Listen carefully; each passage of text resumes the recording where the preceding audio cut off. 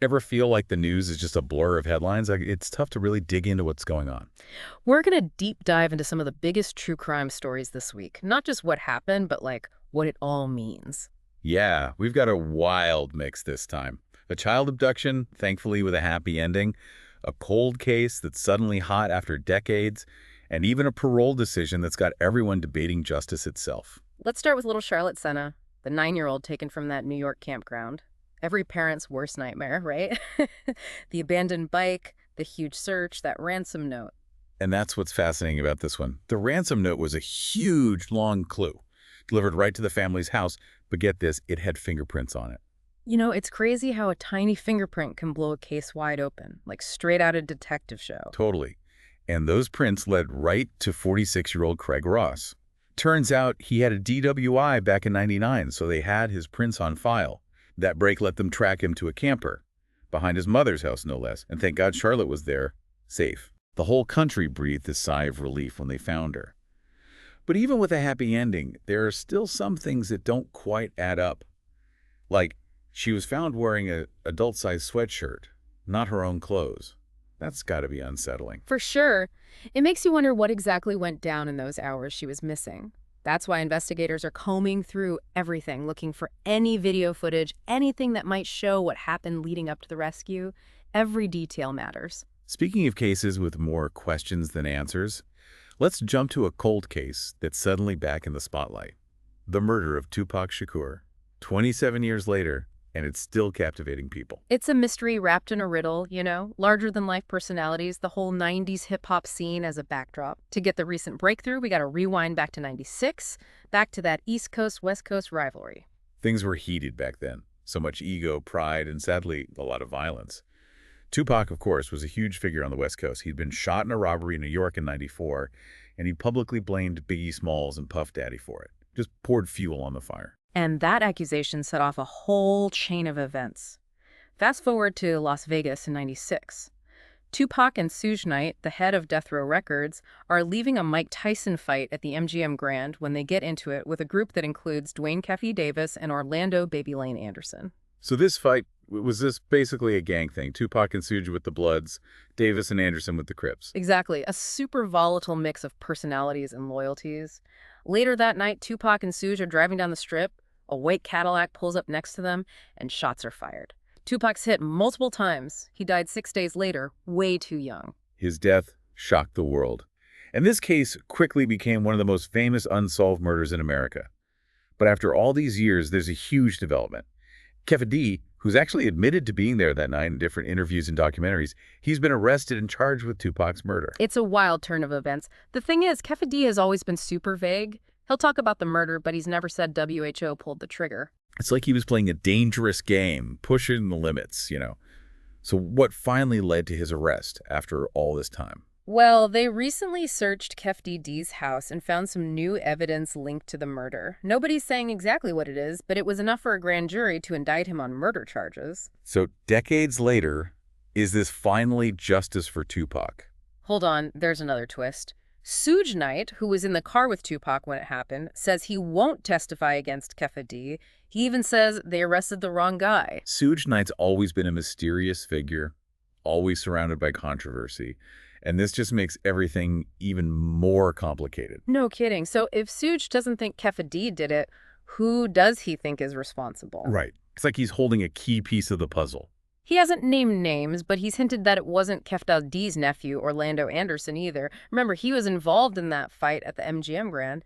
So now there's the possibility of another shooter out there, someone who's managed to stay hidden all these years. Talk about a real-life whodunit. Conflicting accounts, a key witness who won't cooperate, maybe another shooter involved. Even with an arrest, this case is far from closed. It just shows you the power of an unsolved mystery, especially when it involves an icon like Tupac. And with key players still around, potentially holding crucial information, the search for the truth is definitely not over. It'll be fascinating to see what happens next. It's a reminder that sometimes the road to justice is long and winding, full of twists and turns that keep us guessing until the very end. Now let's switch gears to a case that raises some tough questions about justice and the lasting impact of abuse, the parole of Gypsy Rose Blanchard. This is a story that really shocked people and made everyone think about the complexities of right and wrong. It's a case that forces us to look at the devastating effects of Munchausen syndrome by proxy, where a caregiver, usually a parent, makes up or exaggerates a child's illness for attention and sympathy. It's a truly disturbing thing. And in Gypsy Rose's case, it led to a web of lies and manipulation that ended in a shocking act of violence, the murder of her own mother, Dee Blanchard. To understand how complicated this all is, we need to go back and understand the horrific abuse Gypsy went through for years at the hands of her mother. Dee convinced everyone, doctors, family, friends, that Gypsy was suffering from all kinds of illnesses. She forced her to have unnecessary medical procedures, kept her in a wheelchair, and controlled every single aspect of her life. It's hard to imagine the level of deception and control that went into this type of abuse. It preys on the most vulnerable and twists the bonds of love and care into tools of manipulation. Exactly. And what makes it even more insidious is that the abuser often seems like a devoted and loving caregiver, hiding their true motives behind a facade of concern. So how did Gypsy finally escape this nightmare? It started when she met a guy online named Nick Godejohn. They started a relationship, and Gypsy told him about the abuse she was going through. Together, they came up with a desperate plan to escape, a plan that involved killing Dee Blanchard. It's a tragic situation, but it shows you just how desperate Gypsy must have felt. After years of mental and physical torment, she saw murder as her only way out. And that's what's made this such a controversial case. It's a real moral and legal gray area. On one hand, she was the victim of horrible abuse, but on the other, she was involved in a violent crime. This ambiguity is at the heart of all the talk about Gypsy's recent parole. She's set to be released from prison in December of this year, and it sparked a huge debate about accountability, about how the justice system should treat victims of abuse who commit crimes, and about what rehabilitation really means.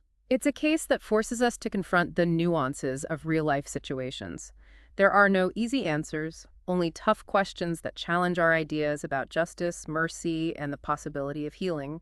It's also a case that just won't go away. Documentaries and specials have explored the psychology of this case, peeling back the layers to show the impact of abuse and the ethical dilemmas surrounding Gypsy's role in her mother's murder. It's a story that makes us look at some uncomfortable truths about human nature, the darkness that can hide beneath the surface and the lasting power of trauma. But it also reminds us that even in the bleakest of circumstances, there's always a chance for redemption and second chances. Speaking of second chances and accountability, let's talk about something that's been unfolding since the 8 Passengers case, which we've been following closely.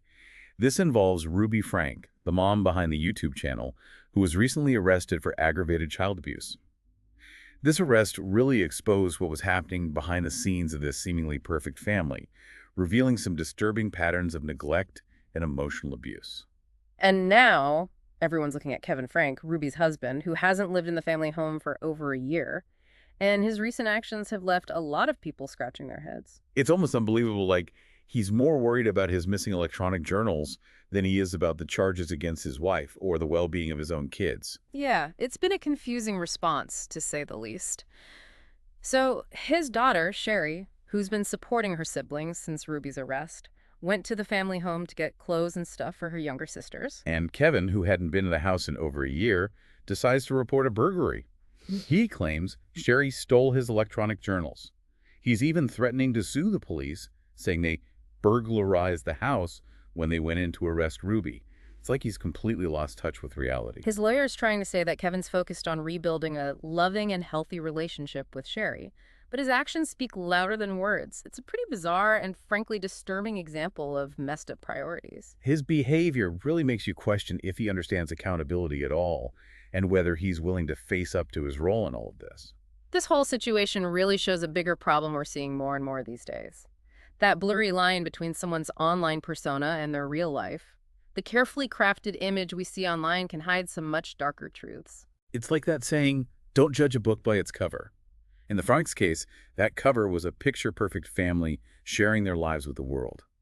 But underneath, something much darker was going on. Exactly. And Kevin Franco's actions just highlight that disconnect. It's a cautionary tale, reminding us to be careful about what we see online and to value real human connection over online fame and followers.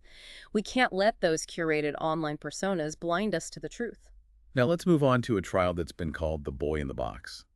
It's a case that really shines a light on the horrors of child abuse and how complicated forgiveness can be. This involves Timothy Faraday from Florida, who's facing charges of child abuse and false imprisonment. The accusations against Faraday are absolutely chilling. He's accused of keeping his adopted son locked in a homemade prison inside their home. He allegedly deprived him of basic needs and subjected him to cruel and inhumane treatment. It's a story that makes you wonder about humanity itself. What's even more unsettling is the defense's strategy. They're trying to justify their actions by blaming the victim's alleged behavioral problems. We see this a lot in these cases, and it's never right. It's a classic tactic, trying to shift the blame from the abuser to the abused. But what's really unusual about this case is the victim's testimony. He actually forgave his abusers. Yeah, I heard about that. Everyone in the courtroom was speechless. This young man, who had been through so much suffering, stood up and asked for compassion for the people who had hurt him. It's a powerful moment. It really shows the resilience of the human spirit, but it also makes you think about the psychological impact of abuse and the nature of forgiveness itself. It definitely highlights the complex emotions that victims of abuse experience. Some might feel anger and resentment, while others might find healing through forgiveness. Every case is different. Absolutely. And this case underscores the importance of providing support and resources for both victims and perpetrators so they can navigate the long and difficult journey towards healing and accountability. This case also brings up another question.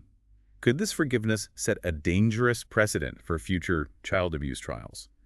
Could it blur the lines between discipline and abuse, making it harder to hold abusers responsible? It's a valid concern. The legal system has to be incredibly aware of the power dynamics in these situations and make sure the rights and well-being of children are always protected.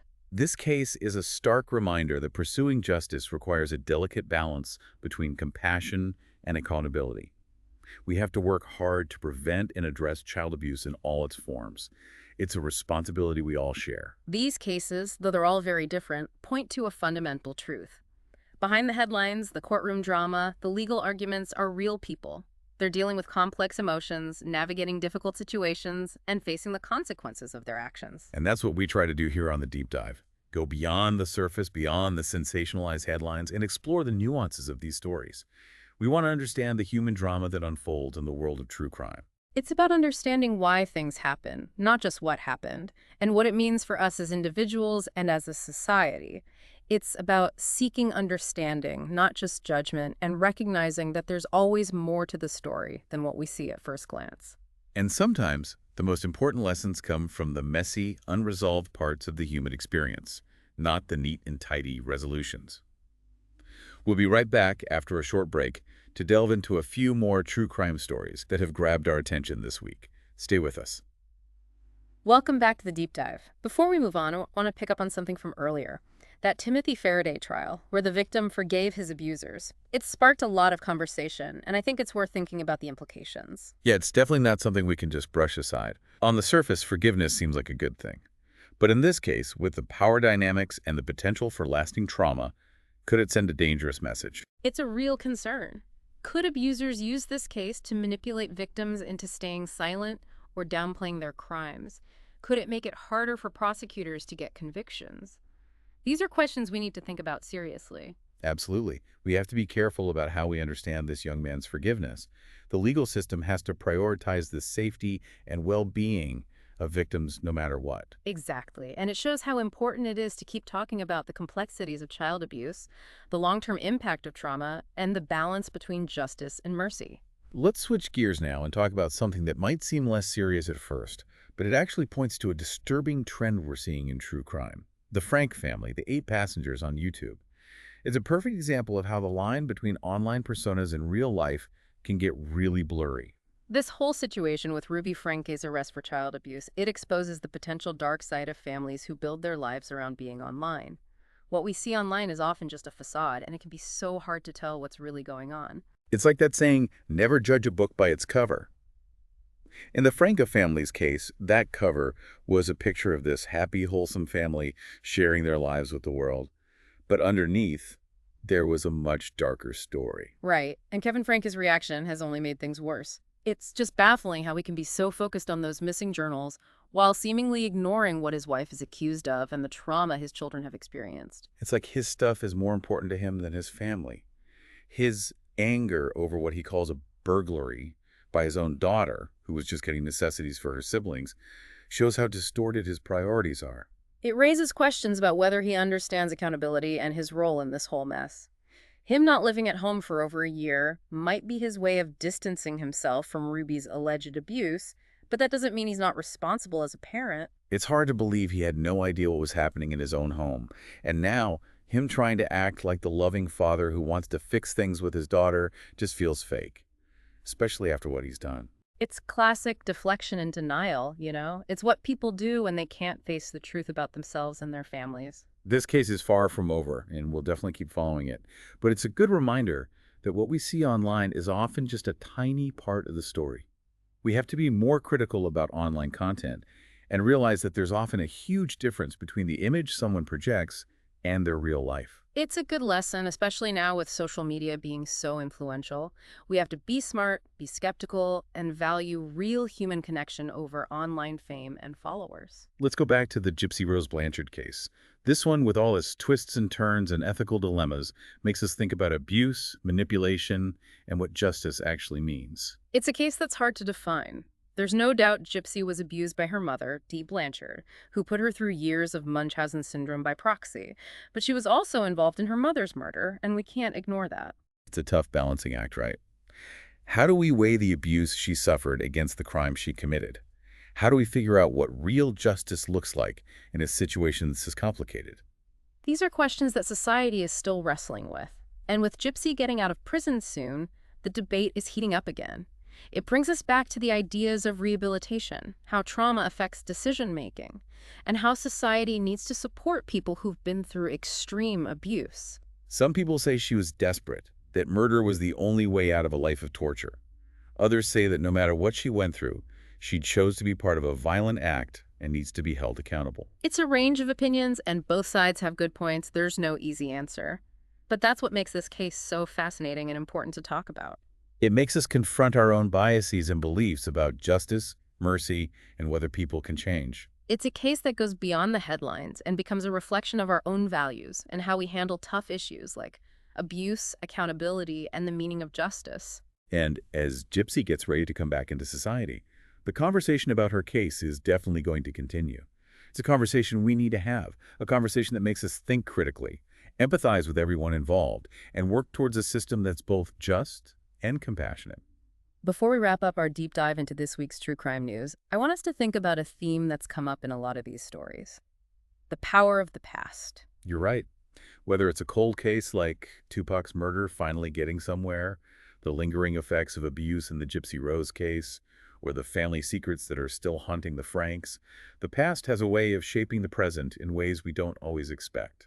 It reminds us that everything we do, every choice we make, every experience we have leaves a mark, not just on us, but on the people around us. And sometimes those marks can last for years, even decades, affecting our lives and the lives of generations to come. It's a powerful idea, and it shows how important it is to understand history, confront our past, and make choices that create a more just and compassionate future. These true crime stories, as disturbing as they can be, give us a chance to learn from the past, to learn from mistakes, and to work towards a future where those mistakes aren't repeated. They show us that even in the darkest times, there's always hope for redemption, healing, and growth. But that hope requires us to put in the effort, to face the past, and to commit to building a better future for everyone. Wow, it's been quite a week in true crime, huh? We've covered a lot of ground, from that rescued child to a cold case finally heating up, and then those really difficult questions about abuse, what accountability really means, and how we even define justice. It's wild how these cases, they're ripped from the headlines, but they make you think about so much more. We see the bad side of people, definitely, but also the strength that people have and that possibility of healing and even redemption. It really struck me how these stories get to you on such a deep level. They make you question what you believe about right and wrong, and they make you think critically about the systems we have, how we handle things like crime and punishment. Definitely. True crime isn't just about entertainment. It's a way to look at ourselves and society. It forces us to ask the tough questions about our values, our biases, and how we treat each other. As we wrap things up, I'm curious, what stuck with you this week? What stories or themes really made an impact? For me, it's this theme of accountability, or really the lack of it. We saw it with the Frankus, Kevin being more worried about his things than his kids, and in the Faraday trial, where the defense blamed the victim. It's a disturbing pattern, and it makes you wonder about what taking responsibility really means. That's a good point. And it connects to another thing that came up a lot, how the past just hangs on. Whether it's Tupac's murder finally getting some movement or the long-term effects of abuse in Gypsy Rose's case, the past shapes our present in ways we don't always expect. It reminds us that our actions have consequences that can ripple outward, affecting us and those around us. And sometimes those ripples go even further, changing the course of history. Yeah, it's important to remember that. But even with all the darkness and sadness we see in these stories, there are also moments of incredible strength. Little Charlotte Senna going home safe, that shows the power of hope and how a community can come together. And Sherry Frank standing up for her siblings, that's truly inspiring. Absolutely. Those moments remind us that even when things are awful, the human spirit can survive. And even in the darkest times, there's always that chance for healing, growth, and real change. So as we finish this episode, we encourage you to keep learning about these cases, to dig deeper into the details, and to have conversations about what they mean. Remember, the search for truth and justice never really ends, and we all have a part to play in that. Thanks for joining us on this deep dive. Until next time, stay curious, stay informed, and stay engaged.